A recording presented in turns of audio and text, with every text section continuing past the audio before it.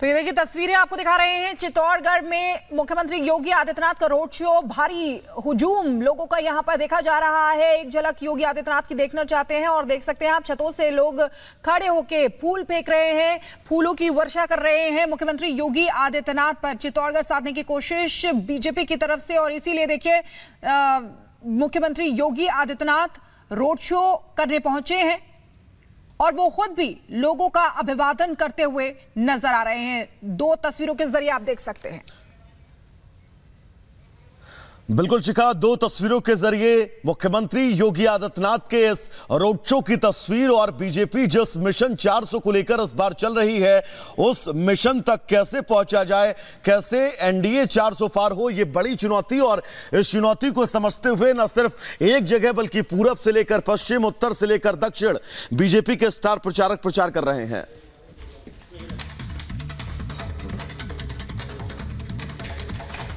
और लोकसभा चुनाव में जीत हासिल करने के लिए सभी दल जातीय समीकरण को साधने की कोशिश करते हैं, लेकिन पश्चिम बंगाल की सीएम जातीय फैक्टर को भुनाने के लिए डर वाली राजनीति कर रही हैं। डर के जरिए ममता कौन सा नैरेटिव गढ़ रही हैं, दिखाते हैं आपको इस रिपोर्ट के जरिए।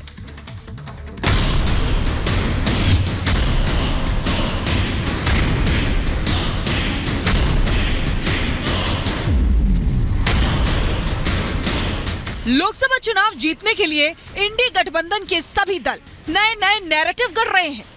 कोई बेरोजगारी को मुद्दा बनाने में जुटा है तो कोई संविधान को खतरा बता रहा है। इन सब के बीच पश्चिम बंगाल की सीएम ममता बनर्जी ने डर वाली सियासत शुरू कर दी है। ममता बनर्जी ने पहले रामनवमी पर दंगे का डर दिखाया और अब अपने गढ़ को बचाए रखने के लिए प्रवासी मजदूरों में डर पैदा कर रही है। चुनावी सभा में वोट की अपील करने का ये अंदाज साफ बता रहा है कि दीदी एनआरसी की आड़ में तुष्टीकरण की पूरी कोशिश कर रही हैं। रमजान मासे যারা বাড়ি এসেছেন পরিযায়ী শ্রমিকরা ভোট না দিয়ে এক পা নড়বেন না। যদি আপনি ভোট না দেন আগামী দিন আধার কার্ড থেকে আপনার নামটা বাতিল করে দেবে, দিয়ে এনআরসিতে ঢুকিয়ে দেবে, ক্যাতে ঢুকিয়ে দেবে, এই সুযোগটা দেবেন না। मुर्शिदाबाद के हरिहरपाड़ा में दिए गए सीएम ममता बनर्जी के इस बयान के मायने को समझना भी बेहद जरूरी है। दरअसल दीदी इस जनसभा के जरिए प्रवासी मजदूरों को साधने की कोशिश कर रही हैं। प्रवासी मजदूरों में भी दीदी के टारगेट पर अल्पसंख्यक तबका है। रमजान में जो मजदूर पश्चिम बंगाल लौटे हैं, दीदी को उनकी नहीं बल्कि उनके वोट की फिक्र है। दीदी इन्हीं वोटों के ध्रुवीकरण की कोशिश कर रही हैं। एक तरफ तो ममता बनर्जी अल्पसंख्यकों को नागरिकता छीनने का डर दिखा रही हैं, वहीं वो एनआरसी और सीएए की खिलाफत भी करती रही हैं। सियासी रोटियां सेकने के लिए दीदी वोटरों से हर वो वायदा कर रही हैं जिससे उनकी चुनावी राह आसान बन जाए। बांग्ला एनआरसी হয়েছে হবে হবে না। যার রেশন কার্ড নেই, যার আধার কার্ড নেই, হতাশায় ভুগবেন না, ভয় পাবেন না।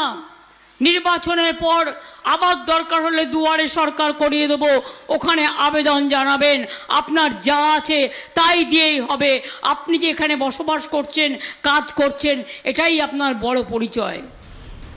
ममता बनर्जी को अल्पसंख्यक वोटरों की इतनी फिक्र है कि वो बिना राशन कार्ड और आधार कार्ड वालों का संरक्षण करने के लिए तैयार है, लेकिन जो सनातनी प्रभु श्री राम की शोभा यात्रा निकालते हैं उन पर पथराव होता है, बम फेंके जाते हैं, लेकिन ममता बनर्जी चुप रह जाती हैं। दीदी की इसी चुप्पी पर सीएम योगी आदित्यनाथ ने तीखा प्रहार किया है। भारतीय जनता पार्टी शासित सभी राज्यों में रामनवमी के उत्सव और शोभा यात्राएं सकुशल संपन्न हुई, लेकिन अपनी तुष्टीकरण की नीति के लिए कुख्यात और भारत की सनातन आस्था के लिए वेस्ट बंगाल की टीएमसी की सरकार के कारण वहां पे रामनवमी के जुलूसों पर, शोभा यात्राओं पर हमले हुए हैं। यानी सनातन आस्था को आहत करने की किस हद तक की कुछ चेष्टाएं हो रही हैं। बंगाल में दीदी एकला चलो की नीति पर काम कर रही हैं। इंडी गठबंधन में शामिल होने के बावजूद पश्चिम बंगाल में सीएम ममता ने सीट शेयरिंग से इनकार कर दिया, क्योंकि दीदी को अपने अल्पसंख्यक वोटरों को किसी से बांटना नहीं है। इस वोट बैंक को सहेजे रखने के लिए टीएमसी साम दाम दंड भेद सभी नीतियों का इस्तेमाल करती रही है। पश्चिम बंगाल में संदेश खाली के दोषियों को बचाने की पूरी कोशिश की जाती है, जबकि हिंदू आस्था पर पथराव करने वालों के खिलाफ एफआईआर तक दर्ज नहीं की जाती। अपनी दोहरी नीतियों के चलते ही सीएम ममता बनर्जी बीजेपी के निशाने पर है। अब देखना ये होगा कि पश्चिम बंगाल की जनता अपने वोट की ताकत से किसे चुनती है। Bureau report, Republic Bharat.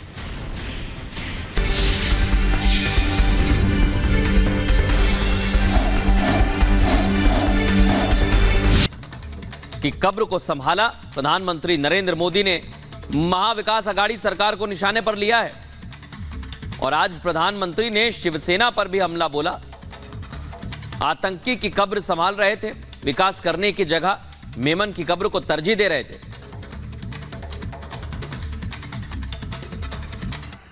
Congress एक ऐसी बेल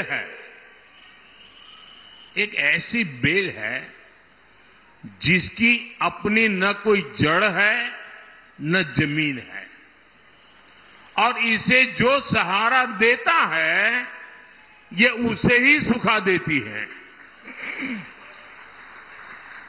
आजादी के समय कांग्रेस ने देश का विभाजन करवा दिया।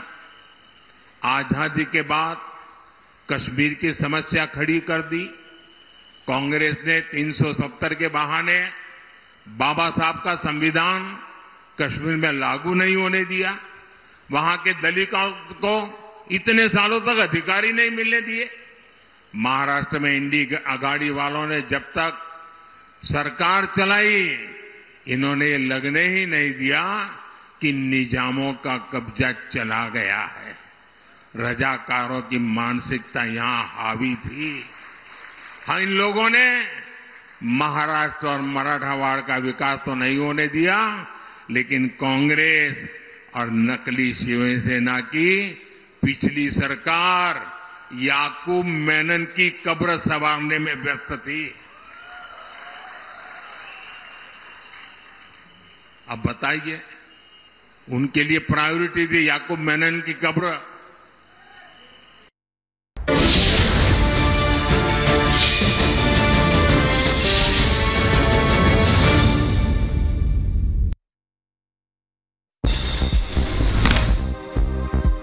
महाराष्ट्र के परभणी में पीएम मोदी ने आतंकवाद पर दिया बयान। कहा, पहले अखबार में आतंकी हमले की खबरें छपती थी, अब देश की सभी सीमाएं सुरक्षित हैं। नया भारत आतंकियों को घर में घुसकर मारता है। पीएम मोदी ने उद्धव ठाकरे का निशाना। डर, आए दिन बम धमाकों की खबरें, हमारे वीर जवानों की शहादत की पीड़ा, यही छाया रहता था।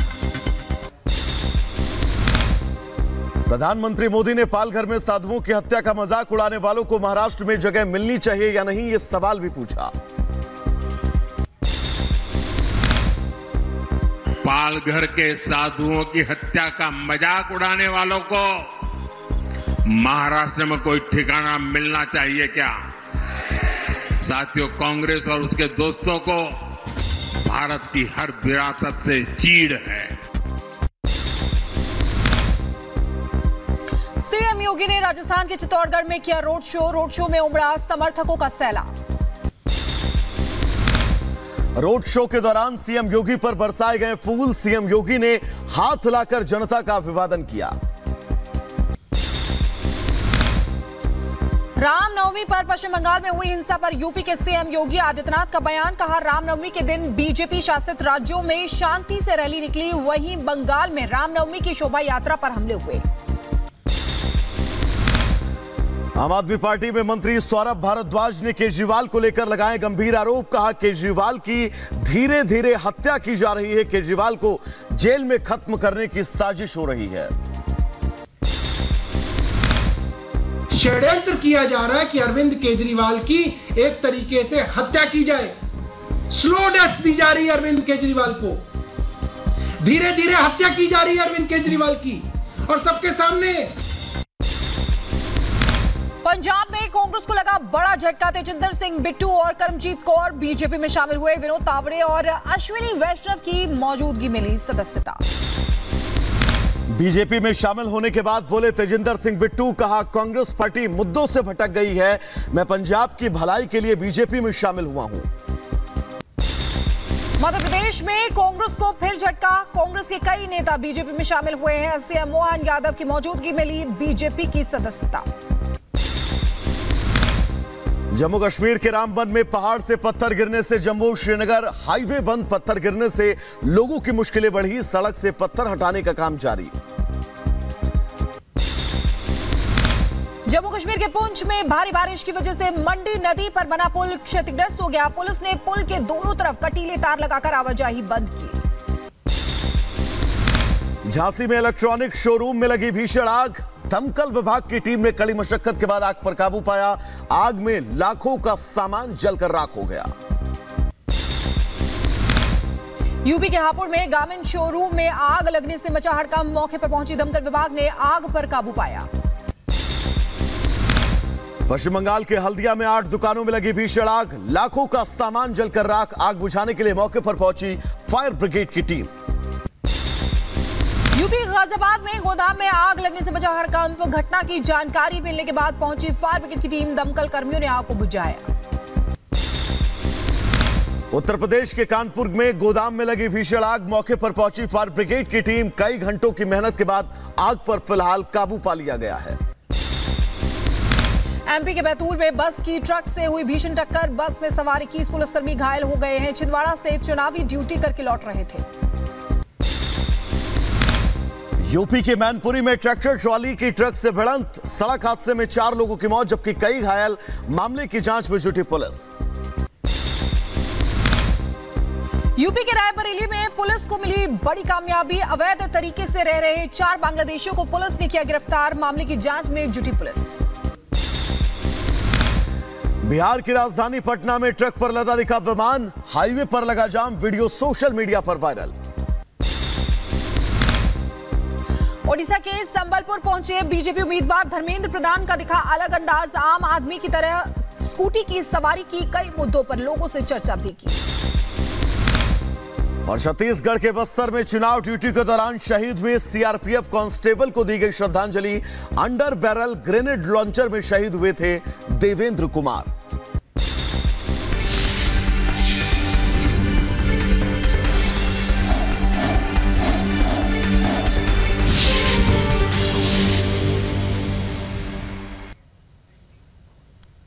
तो ये देखिए तस्वीरें आपको दिखा रहे हैं। चित्तौड़गढ़ में मुख्यमंत्री योगी आदित्यनाथ का रोड शो। भारी हुजूम लोगों का यहां पर देखा जा रहा है। एक झलक योगी आदित्यनाथ की देखना चाहते हैं और देख सकते हैं आप छतों से लोग खड़े होकर फूल फेंक रहे हैं, फूलों की वर्षा कर रहे हैं मुख्यमंत्री योगी आदित्यनाथ पर। चित्तौड़गढ़ साधने की कोशिश बीजेपी की तरफ से और इसीलिए देखिए मुख्यमंत्री योगी आदित्यनाथ रोड शो करने पहुंचे हैं और वो खुद भी लोगों का अभिवादन करते हुए नजर आ रहे हैं। 2 तस्वीरों के जरिए आप देख सकते हैं। बिल्कुल शिखा, 2 तस्वीरों के जरिए मुख्यमंत्री योगी आदित्यनाथ के इस रोड शो की तस्वीर और बीजेपी जिस मिशन 400 को लेकर इस बार चल रही है उस मिशन तक कैसे पहुंचा जाए